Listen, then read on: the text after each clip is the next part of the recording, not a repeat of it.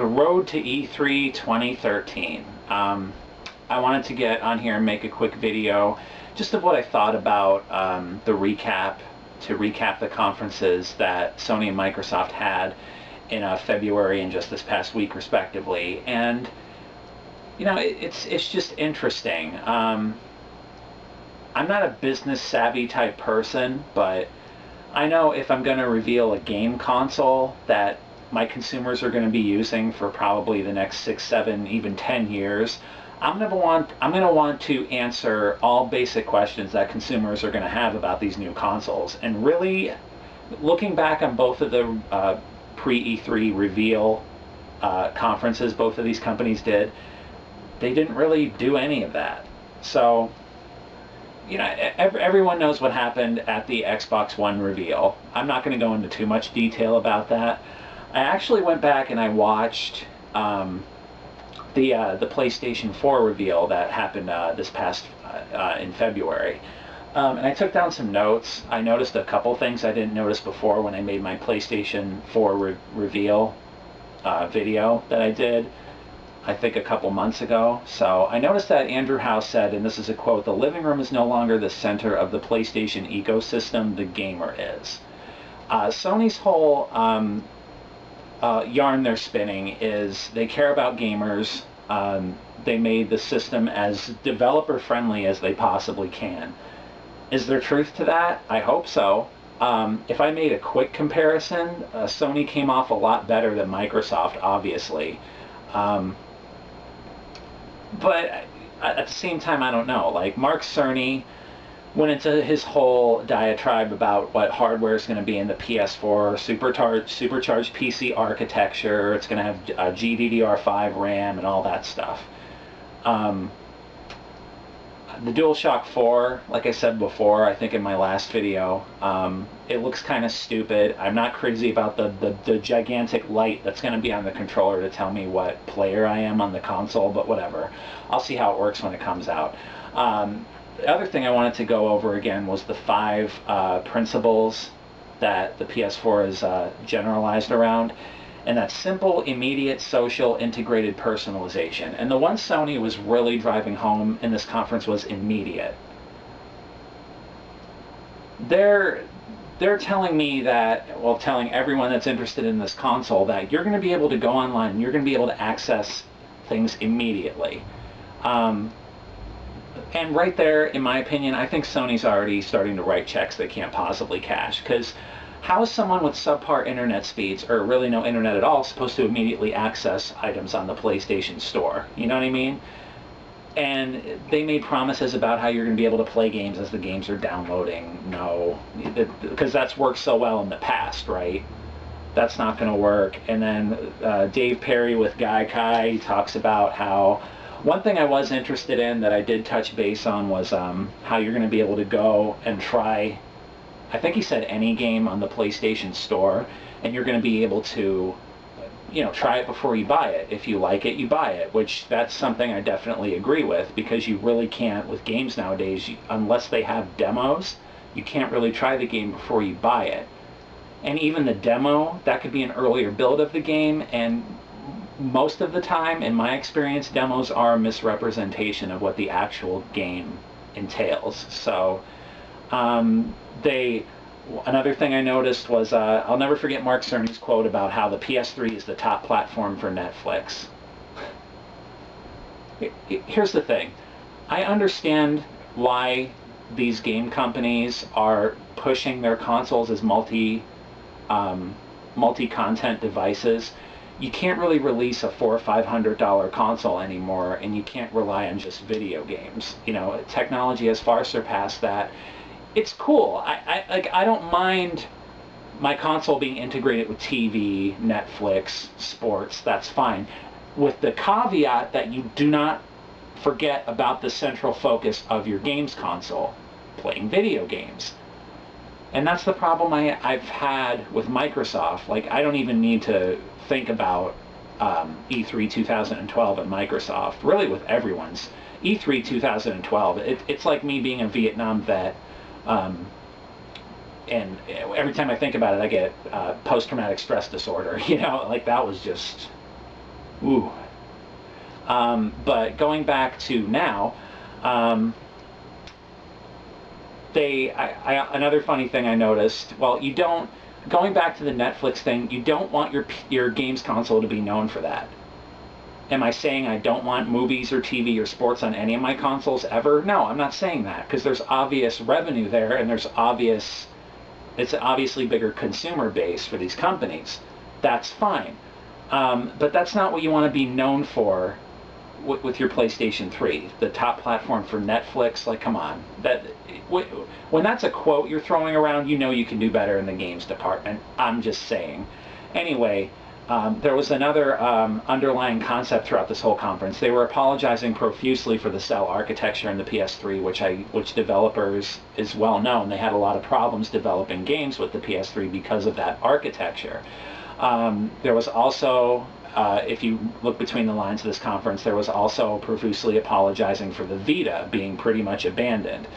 They said, and there's a quote here that was actually from Dave Perry, where it said the Vita will be the ultimate companion device for the PS4. So, awesome, you know, you put all that time and money and research into the Vita, you might as well have a use for it now, right? So we'll see. What else here? The games, yeah, Sony actually showed games at their conference, but nothing really, you know, earth-shattering. Killzone Shadowfall looks like every other shooter made in the last 10 years. Drive Club looks okay. Infamous Second Son's going to be another fucking sequel. And we didn't, you know, everyone's, you know, nutting in their pants about Infamous Second Son. It was just a cutscene. There wasn't even any gameplay. But, you know, I don't think it's going to be that far removed from Infamous 1 and 2. So, then Jonathan Blow came out with that game called The Witness, the really, you know, indie-type game. And it looks... I'm just glad to see that Sony's actually reaching out to indie developers. Another thing I noticed is that there's actually another quote in here I missed the first time where they said developers can self-publish on the PlayStation Network. That is good. Microsoft went on record, I read a news article, I don't know if it's 100% certain, but they went ahead and said that publishing for indie developers is not going to change on Xbox Live. They're getting rid of all the categories on Xbox Live, so games are just games. Like, you're not going to, you know, try and find indie games way in a subcategory that's buried beneath everything else on Xbox Live. So it brings it more to the surface, but Microsoft's not allowing them to self-publish games on Xbox Live. That is bad. But going back to Sony for a second, The Witness, Jonathan Blow, he's saying that, you know, he's promising no redundancy at all and no filler, and this is going to be a 24-hour game with unique puzzles. So I don't know about that. David Cage talking about emotions with the PS4's power. Alex Evans of Media Molecule, the Little Big Planet guys, doing their little rock show thing, which, you know, it reminds me of something, the little rock concert they did with the Move controllers and how they can do sculpting different for 3D effects. It looked like something you'd see at a Nintendo conference, so I don't know what to think about that. Yoshinori Ono from Capcom talking about the Panta-Ray engine in that game called Deep Down. People are going nuts about this too. Like, it's Resident Evil 5 with a medieval setting. So it looks like you took Resident Evil 5 and instead of a modern military fighting zombies, you're a knight fighting dragons. Everything else looks the same. So I mean, it looks like, you know, how you play a PC game back in the day and how you put a mod on it and you take the basic essentials of that PC game and you mod it and you make something like a totally different game out of it. That's all it really looked like. So I don't know.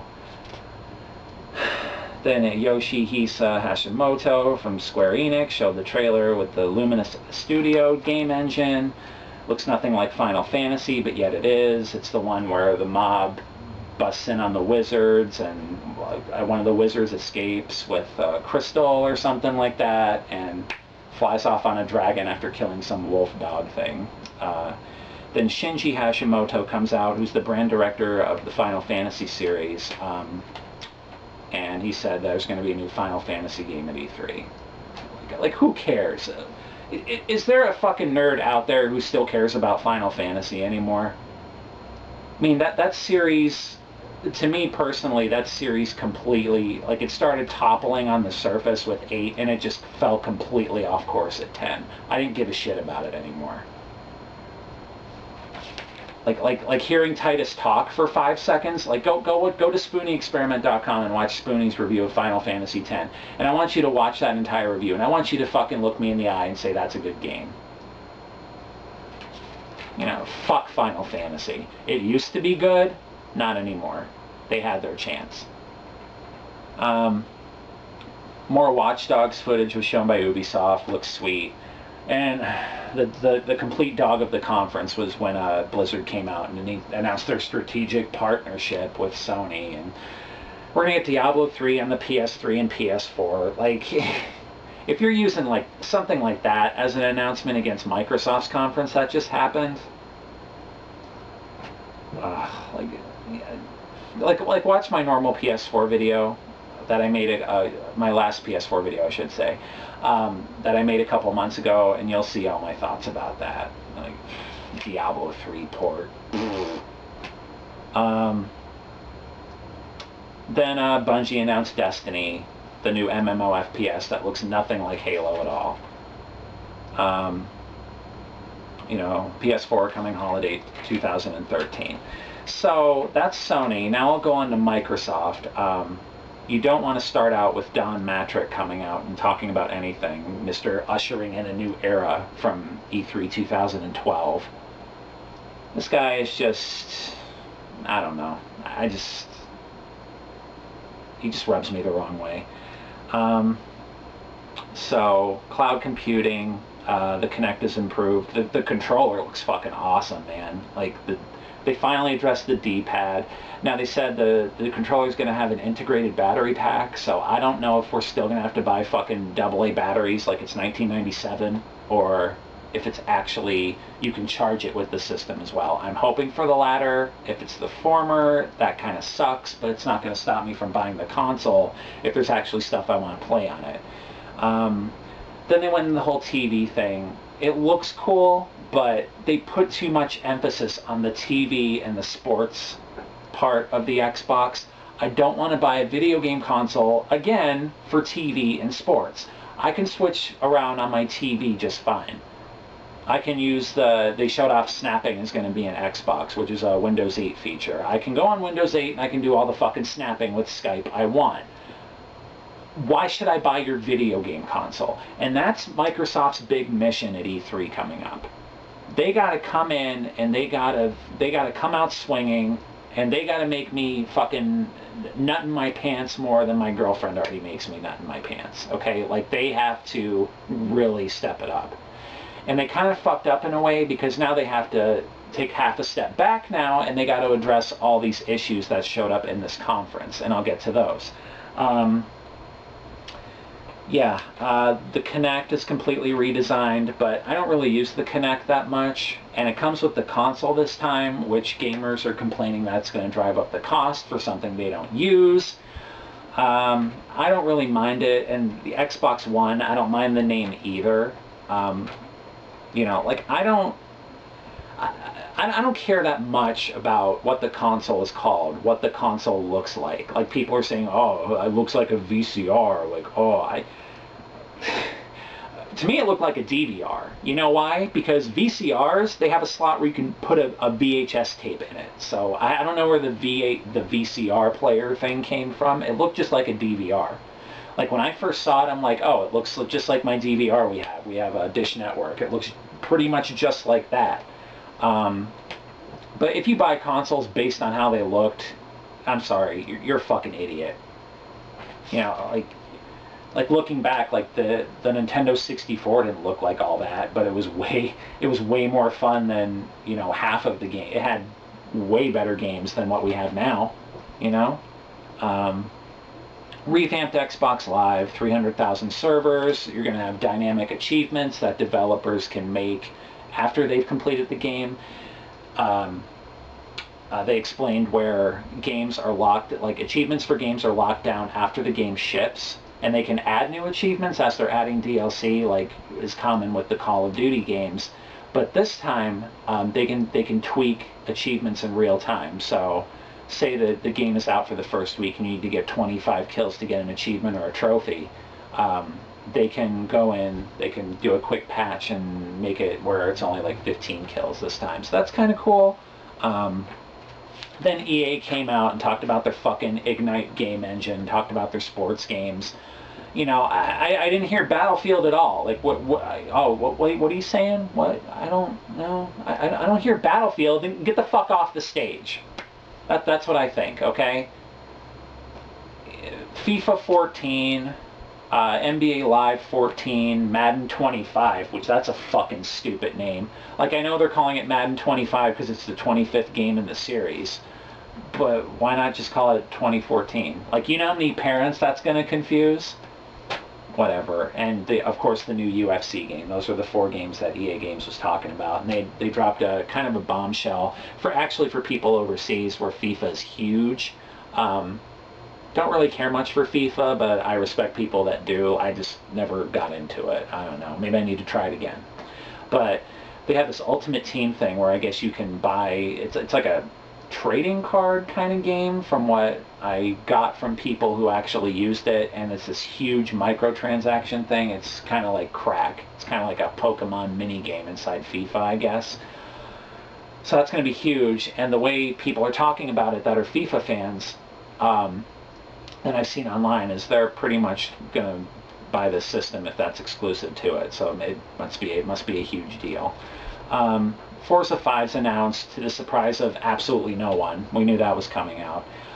Then they announced Quantum Break, a new game from Remedy. Didn't see a whole lot. I guess it's a game, action game that's supposed to tie into a TV drama series. You know, I was just thrilled to see something new. I mean, I'd love to see more about it and see actual in-game footage and how it's going to work. Hopefully that comes at E3. Then they dropped the bombshell, and this is really all I wanted to hear, other than seeing the improved controller. That controller is fucking, that thing's hot, man. I can't wait to get my hands on that. I hope there's games I actually want to fucking play with it, but the controller looks good. But then they dropped the bombshell, and this is a quote here. "We have more titles in development than in any time in Xbox history. A promise of 15 exclusive games in the launch year of Xbox One, 8 of which are brand new franchises." That is what stole the show for me. I'm like, okay, now we're getting somewhere. Games on your Xbox console. What a novel concept, right? I don't know if any of these games are going to be like Kinect shovelware. I'm hoping they're new. I'm hoping they're innovative. And Don Matrick kind of hinted at it with an article I pulled up on IGN on my phone that I'll read some off of, because I think it's very, very important to what's going on right now in the game industry, which it's a lot of vagueness. It's very cloudy. Like, no one knows what's happening. And after watching these conferences, I just think that Sony pulled off a better show of smoke and mirrors than Microsoft did. That's pretty much it. We know the basic ideas of what the consoles can do, and all I'm waiting for right now is E3 to actually see the games. Both companies are saying that E3 is going to be all about the games. It's going to be all about the games. It's going to, you know, there's going to be a big gamecock, and it's just going to shoot out, you know, games everywhere. Like, game spooge is going to be all over your face at E3. So we'll see. And of course, you know, oh God, I missed the worst part of the conference for Microsoft, and you guys know probably exactly what I'm going to talk about, the Halo TV series. Who cares? I'm not the biggest Halo fan. It's alright, but you're talking to someone who grew up playing shooters all during the 90s on PC. So when Halo came out for the Xbox, I was just like, oh, now consoles can make decent shooters. That's cool. It never, like, it was fun to play with multiplayer with my friends, but man, Halo was so overrated. Like, if you grew up with Halo, I kind of feel sorry for you in a way, because you missed out on the previous generation of shooters, which, if we didn't have those, Halo wouldn't even exist. You know, Doom, Rise of the Triad, Duke Nukem 3D, Shadow Warrior, Blood. I can go on and on and on. I played pretty much all of them.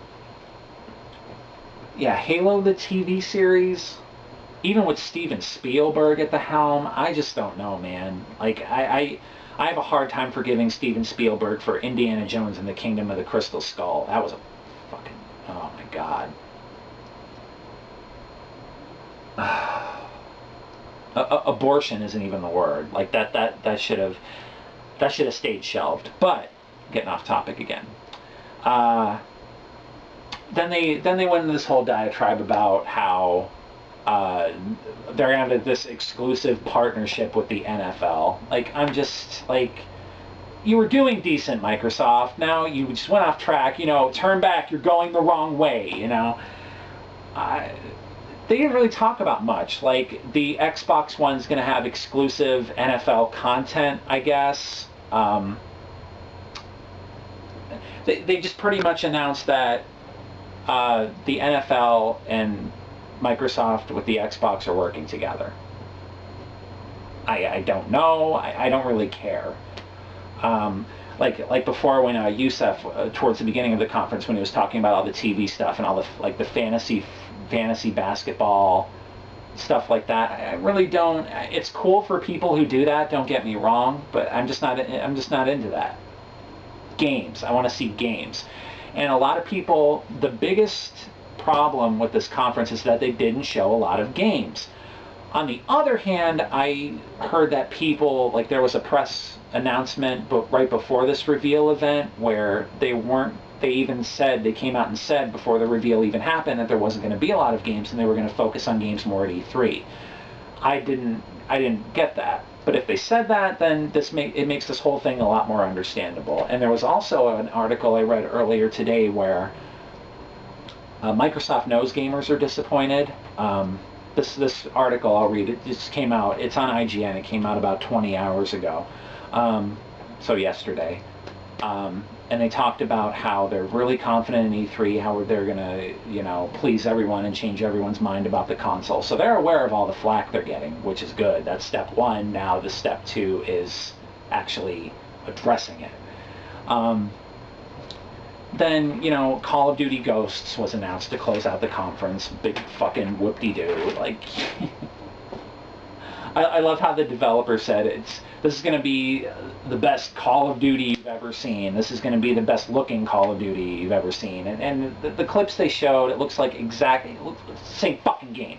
Looks just like Black Ops 2. Okay, you're not fooling me this time, Activision. All right, Call of Duty can fucking kiss my nuts. I'm done with Call of Duty. Here's how far I'll go. I might entertain the thought of going down the street to a Redbox and renting it for a weekend if a lot of people on my friends list on Xbox Live are playing the game, so I can play with them, but that's it. I'm never giving Activision money for Call of Duty ever again. You fooled me twice, you're not fooling me 3 times. I'm done. Alright? I cannot wait for the day of Call of Duty's demise so we can go back to, you know, real shooters like Quake 3 and Unreal Tournament, going back to the PC days. Because really, those were some of the best, man. Like, where you had to tweak your mouse settings down to the nearest decimal point, your mouse sensitivity, and do Twitch shooting. I'd like to see these fucking Call of Duty kids play a game like that. They wouldn't last 5 minutes. They wouldn't even know what to do. So, yeah, those are the conferences. I really don't know what to say other than wait till E3. Like, I really love these fucking, these people online who are already running for the hills and going, oh, well, I can't play used games on my Xbox One. PS4, here I come. You know, PS4 for me this generation. First of all, it's not even June. It's not even June yet. E3's not here. We're not even out of May yet, and people already know what console they're buying. Are you fucking stupid? Like, seriously? There's 3 different things you got to pay attention to before you're going to make a decision on what console you're going to buy, if you're a sane person like me. Somewhat sane, at least. You got to pay attention to the reveal conferences that happened, which in all honesty, didn't show that much. 2, you got to pay attention to E3. And 3, which is probably the most important one, is you have to pay attention to all of the news articles that are happening in between, you know, before, during, and after E3. If you pay attention to all 3 of those together and then make a decision of what console you're going to buy, congratulations, you have a brain, you know? I'm so sick and tired of reading these comments like, oh, we're not going to, they're doing away with used games, and you got to pay a fee if you take your game over to someone else's house. Like, what the fuck did you expect? You expected to buy a $60 game and then give it away to 5 or 6 of your friends and they get to play it for free? How's the publisher supposed to make money off of that? Like, you might as well just go download the fucking game. You might as well just be a pirate. You know? Ridiculous. These entitled fantasies that some gamers have on the internet. Like, it's ridiculous. There will be used games on the Xbox One if, like I said before, if you paid attention to number 3 and you actually kept up with news articles. Microsoft debunked it several times that they're getting away with, they're going to allow used games on the system. Problem is, they don't know what system they're going to govern the used games with yet. So that's what we're waiting for. That's one of the answers I hope we're getting at E3. You will be able to play used games. Microsoft just doesn't know how you're going to be able to do it yet. So cool your fucking jets. So yeah, it seems like Sony has a better head on their shoulders than Microsoft does right now. I mean, I'd be kind of an idiot to sit here and say that Microsoft had a better reveal than Sony about their respective console, even though I consider myself Team Xbox. But I don't know, like, we'll have to see if we want to see these companies' real hands that they're holding. You know, we're going to wait. I'm going to wait and see what cards they show at E3. That's just me. I think you should do that too, but I'm just saying. But let me pull up that article about the Xbox, which I think is very, very relative to what's happening and what I've been talking about. It's an article on IGN that says Microsoft investing $1 billion in next-gen games. So I guess OXM, Xbox Magazine, talked to Don Matrick and Phil Spencer, the big wigs at Microsoft Games. Don Matrick and Phil Spencer explained that despite mixed reactions to last week's Xbox One announcement, the company is focused on games looking forward. We want to be about serious fun, Matrick said. Things that people are really passionate about, things that they love, things that they can't wait to get home to experience and to use. That's what the Xbox brings about. So we're in the serious fun side of the house. You can call us the, 5 to 9 section if you want. Ha ha ha. See what I'm talking about? Like, these fucking, like, company, these suit and tie guys that try to joke around and be all hip and stuff. Like, and that's what E3 is all about, you know? To me, it's not about the booth babes. It's about, corporate jackasses making asses out of themselves. Anyway, Matrick emphasized that core games are always important, adding, we just ran through our script and counted the number of exclusives and looked at the amount of money that we're spending and the deals that we have, exclusive windows and things to create differentiation. I think, candidly, people are way under-indexing how hard we're punching. Then he goes on to say, we're going to come out with detail on things and people are going to go, oh my god, he said. Like they were focused, they made this core goal, core activity. These are great hits, there's innovation, and there are world-class creators plugged in. I'll believe it when I see it, like everyone else. I keep track of it all, and I hope everyone here does. We kind of look back at all the different years and at what we shipped and how many units we sold. There's a lot of hyperbole about things, but I think we're going to deliver.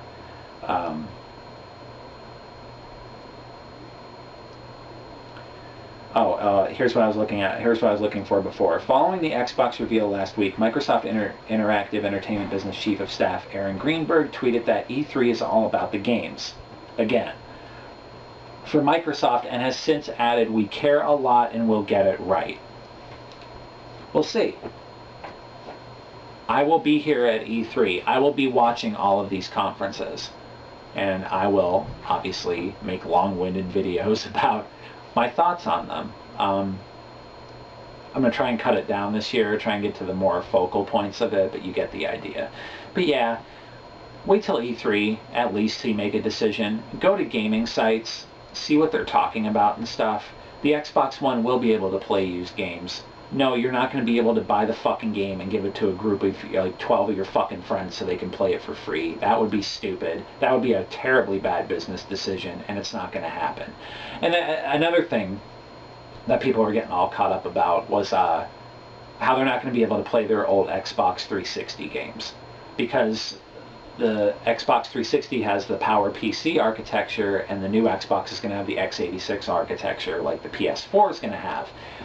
And another thing, like Sony openly admitted to this too, that it's not going to have backward compatibility, although Dave Perry, the Gaikai CEO, hinted at possibly being able to stream old PlayStation games to play on the PS4 in the future. I don't know if it's even going to happen. We don't even know if it's going to fucking work. You know what I mean? So, no, it doesn't count to me. So, you're not going to be able to play PS3 games on the PS4, yet when Microsoft announces that you're not going to be able to play Xbox 360 software on the Xbox One, it sends, the shit hits the fan. Like, I don't understand. Like, how can Sony announce one thing and then Microsoft announces the same exact thing, but Microsoft only gets flack for it? Like, come on, guys. Cut it out with the fucking console fanboy bullshit. It's fucking wicked old hat. Like, seriously. You know, but we'll see. We'll see what happens. I didn't care much for the reveal conferences. I watched both of them probably 2 or 3 times each. So we'll see what happens. That is it till E3. Those are my thoughts. And hoping for good things.